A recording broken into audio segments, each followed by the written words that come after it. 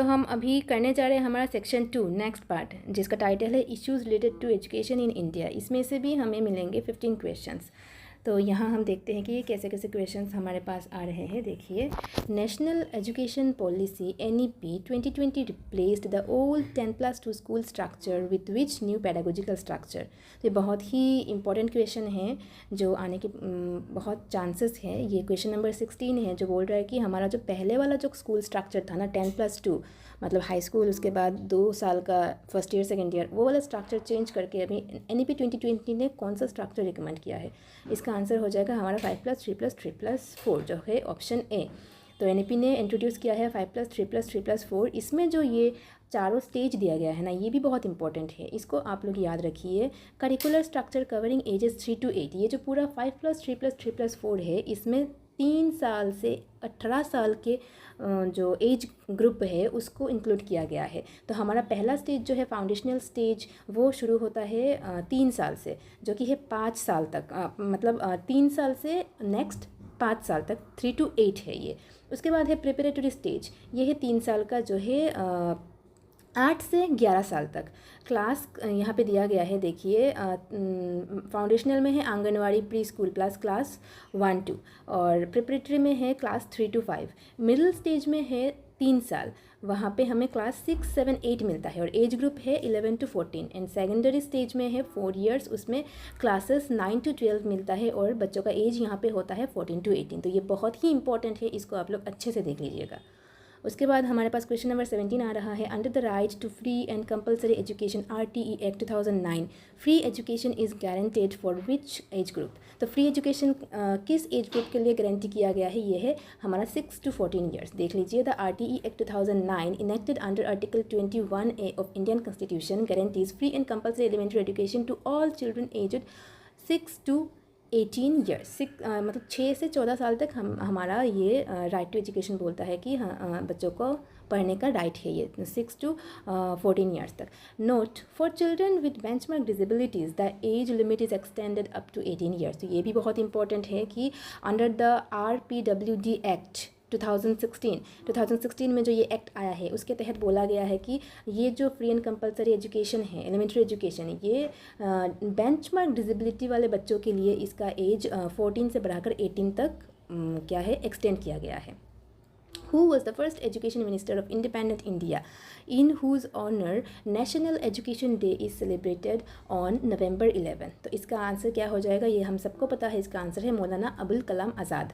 तो Maulana Abul Kalam Azad served as India's first minister of education from 1947 to 1958। He established key national bodies including IIT Kharagpur, UGC साहित्य अकादमी and संगीत नाटक अकादमी। His birth anniversary November 11 is celebrated across India as National Education Day। तो national education day ये मौलाना अबुल कलाम आज़ाद के birth anniversary में मनाया जाता है, जो कि है हमारा November 11 को। उसके बाद हमारा क्वेश्चन नंबर 19 है। विच education commission 1964 to 66 is famous for its opening statement, the destiny of India is now being shaped in her classrooms। ये कौन सा एजुकेशन कमीशन का ओपनिंग स्टेटमेंट है, इसका आंसर है कोठारी कमीशन। कोठारी कमीशन भी बहुत इंपॉर्टेंट एक एजुकेशन कमीशन है, जिससे कि बहुत सारे क्वेश्चंस आते हैं। Kothari commission headed by doctor DS Kothari. तो इसका जो हेड थे वो थे डॉक्टर DS कोठारी। ये आया था 64 to 66 के टाइम पीरियड में। Famous report title education and national development, इसमें एक रिपोर्ट था जिसका टाइटल था एजुकेशन एंड नेशनल डेवलपमेंट। ये भी बहुत इंपॉर्टेंट है, और ये इसने रिकमेंड किया था 10+2+3 पैटर्न, ठीक है, 3 language formula and spending 6% of GDP on education. और इसने बोला था कि हमें GDP का 6% एजुकेशन में स्पेंड करना चाहिए। इसने 3 लैंग्वेज फार्मूला के बारे में भी बोला था, और इसने रिकमेंड किया था 10+2+3। तो ये जो 3 इंपॉर्टेंट चीज़ें हैं, इन तीनों चीज़ों को हमें याद रखना पड़ेगा। नेक्स्ट क्वेश्चन है हमारा। Which statutory apex body regulates teacher education standards and institutions in India. Teacher की जो एजुकेशन स्टैंडर्ड है वो कौन सा अपेक्स बॉडी रेगुलेट करता है? ये हो गया NCTE, जिसका फुल फॉर्म है National Council for Teacher Education. तो इसको आप लोग याद रखिए। ये एक स्टैट्यूटरी बॉडी है by an act of parliament in 1993। ये एस्टैब्लिश किया गया था एक एक्ट ऑफ पार्लियामेंट के तहत जो कि आया था इन 1993 में। तो इसको बोला जाता है NCTE act 1993 and it came into effect in 1995। Act आया था 93 में और ये इफेक्टिव हुआ था 95 से। It oversees planned development, norm regulation and standards across all teacher education colleges including B.Ed, D.L.Ed, M.Ed। जितने सारे कॉलेजेस हैं जहाँ पे B.Ed, D.L.Ed, M.Ed के कोर्सेज हैं सबका स्टैंडर्ड ये देखता है, ये मतलब ओवरसी करता है। नेक्स्ट क्वेश्चन हमारा 21, which scheme was launched in 1987 to 88 to improve basic minimum physical and educational facilities in primary schools? कौन सा स्कीम लॉन्च किया गया था 87, 88 इस टाइम पीरियड में, जिसका मेन जो मुद्दा था to improve basic minimum physical and educational facilities? ये है हमारा ऑपरेशन ब्लैक बोर्ड। ये लॉन्च हुआ था following National Policy on Education NPE 1986। ये 96 का जो पॉलिसी आया था उसके अंडर ये लॉन्च हुआ था। इसका एम था to provide all primary schools in India with at least 2 reasonably large rooms.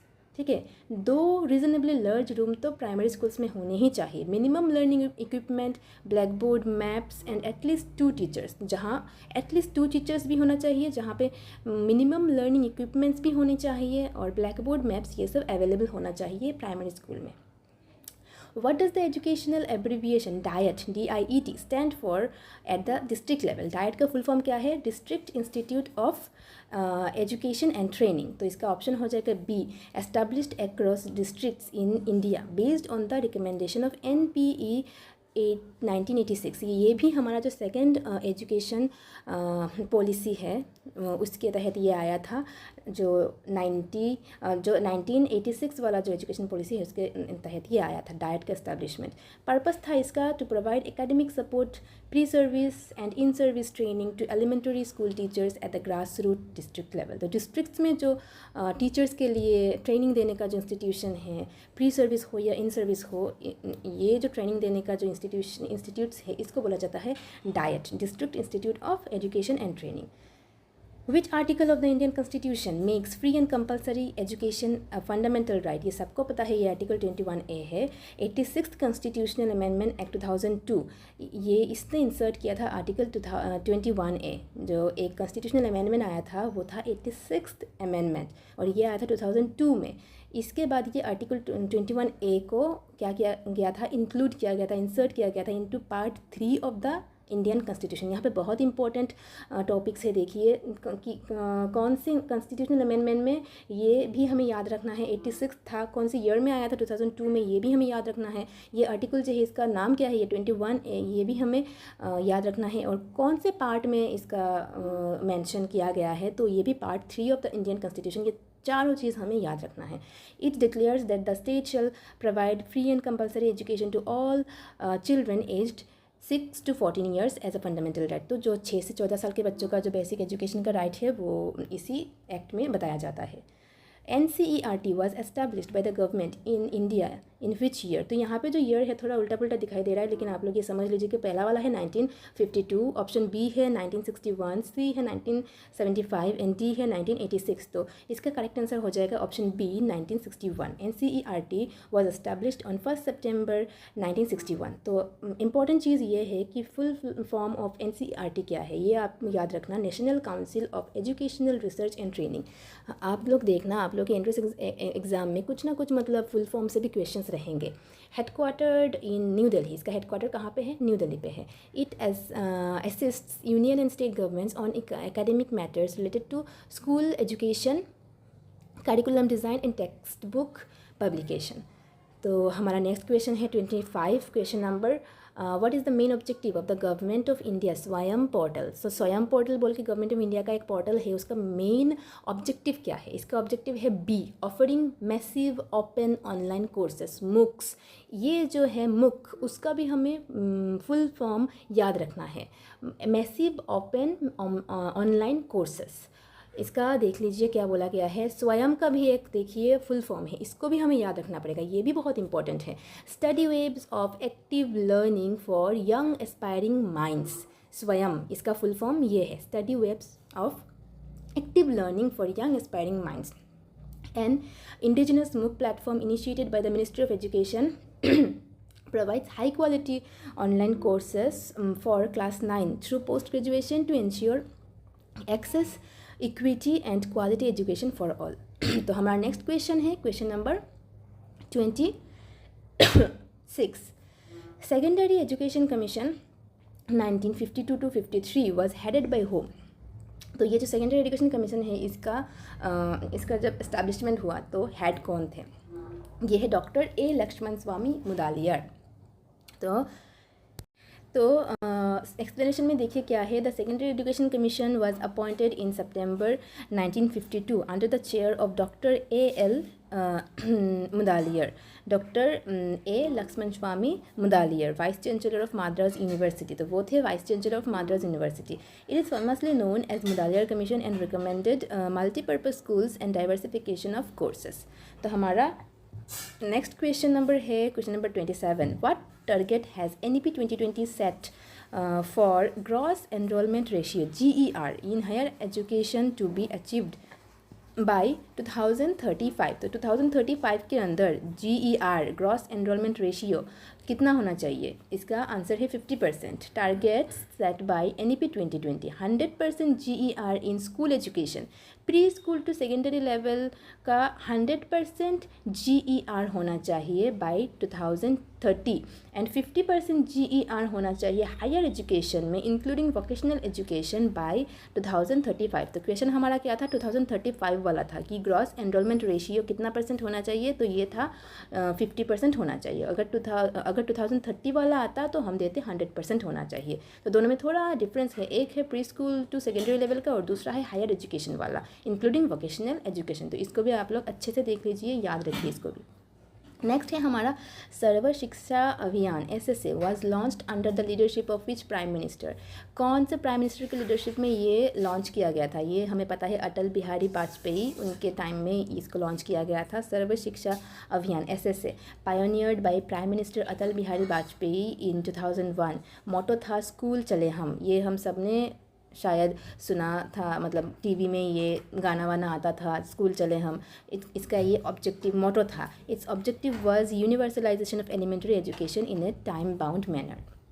University grants commission UGC was formally established as a statutory body. UGC को एक स्टैट्यूटरी बॉडी कौन से ईयर से बनाया गया है? इसका ऑप्शन देख लीजिए। ऑप्शन नंबर ए है 1948, बी है 1953, सी है 1956 एंड डी है 1965। इसका आंसर हो जाएगा सी 1956। UGC का इनॉग्रेशन हुआ था 53 में by Maulana Abul Kalam Azad and it became a statutory body of parliament in 56। तो इसको आप लोग याद रखिए। इसको इनॉग्रेट किया था मौलाना अबुल कलाम आज़ाद ने 53 में और ये एक स्टैट्यूटरी बॉडी बन गया है थ्रू द UGC एक्ट 1956 से। Responsible for coordination, determination and maintenance of standards in university education. तो ये क्या करता है? ये कोऑर्डिनेट, डिटरमाइन, मेंटेन करता है स्टैंडर्ड ऑफ यूनिवर्सिटी एजुकेशन।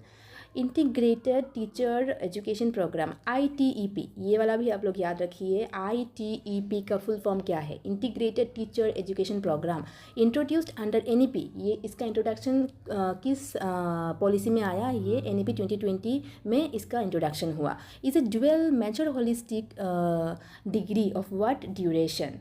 कितने ड्यूरेशन का ये है? इसका है 4 years।